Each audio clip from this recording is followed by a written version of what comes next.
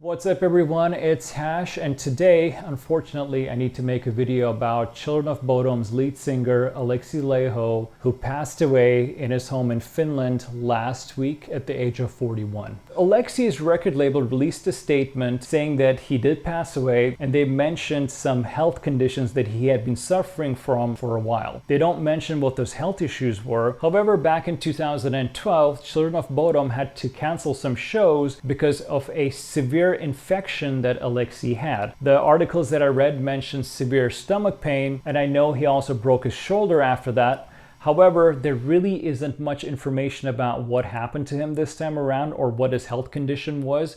I'm sure we'll find out more in the upcoming days. Now, a lot of folks in the United States may not be very familiar with Children of Bodom.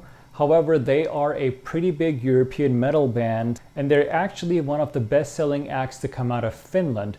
Now, the band did disband in 2019. Their first album was released back in 1997. Around the time when Children of Bodom's first album came out, in the mid to late 90s, there were a lot of European metal bands that were playing death metal, black metal, symphonic metal, satanic metal. Some were cheesy, some were better than the others. What set Children of Bodom apart from a lot of these bands was their unique brand of metal that they created. Alexi was heavily influenced by 80s neoclassical metal, people such as Malmsteen. He took those guitar riffs and he took those keyboard riffs and he made them a lot heavier and darker. Children of Bodom uses standard C tuning as well as drop C tuning. Alexi's vocal style has always been a black metal vocal style, so those vocals combined with the darker neoclassical riffs when they're first starting out and the heavy use of keyboard gave Children of Bodom their unique brand of metal. Now, over the years, they would change their style a little bit, but one thing that never really changes is the heavy usage of keyboards.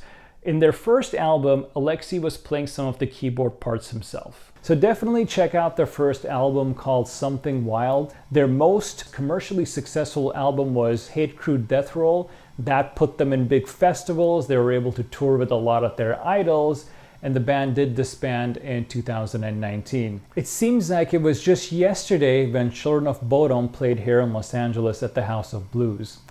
They were joined on stage by none other than Skid Row's ex-vocalist Sebastian Bach, who did something pretty annoying, as you can see in this video. Okay, this could be the part where you have to sing your fucking ass off, okay? And remember, I want you to be as loud as you possibly fucking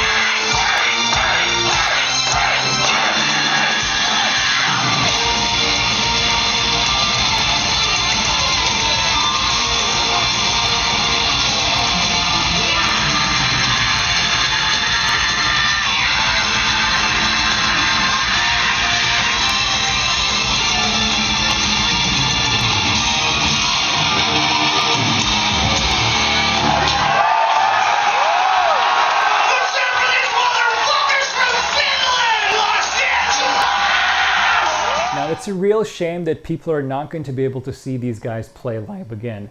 They were never as big as a big American metal act, but they were still pretty respectable. Now, before I let you guys go, I want to share a really cool Children of Bodom story with all of you metalheads, and hopefully this will give you the inspiration to never give up on your dreams and to always keep going. Back in 1997, Children of Bodom had released their first album, Something Wild, and they were playing at a club in their home country in Finland called Tavestia. Now, during this gig, their guitars and the keyboard were extremely out of tune from one another. They had a lot of feedback issues, they had some issues with their cables, and the show did not go as planned.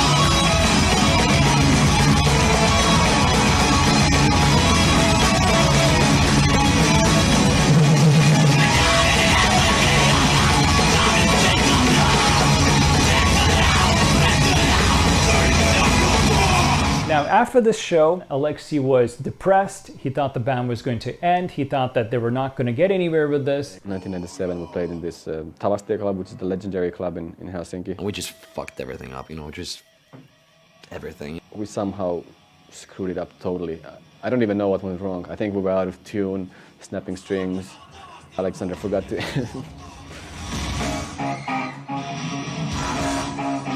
A lot of these small things that went wrong with that show, and after that we were so depressed. I remember Alexi walking totally drunk in the streets of Helsinki and like screaming and beating all the walls and like saying this is the end of Children of Bodom. Back in the day, you know, we were like so depressed and just so down after the show. I was like, you know, I wanted to kill myself. I was like, yeah, this is the end of everything, you know, this is the end of Children of Bodom. Everybody thinks we suck nowadays because of that one show.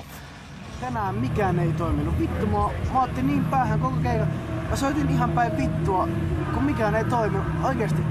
Mä en kuullut mitään muuta kuin rätinää ja pauke. However, after this show, Children of Bodom returned to this club and played this club many times and were even given an award on that very same stage. I think this is a pretty cool message from Alexi to all of us to always pursue what we love to do and to never give up, even when things don't seem to go our way. Anyway, that sums it up for today's video. I'm sure there will be more details on what really happened to Alexi. From some of the footage in 2019, he does seem a lot more frail than he used to be. Maybe he was just aging. There really is not much information about his health situation or his health condition. I'm sure we will find out more in the coming days. Take care.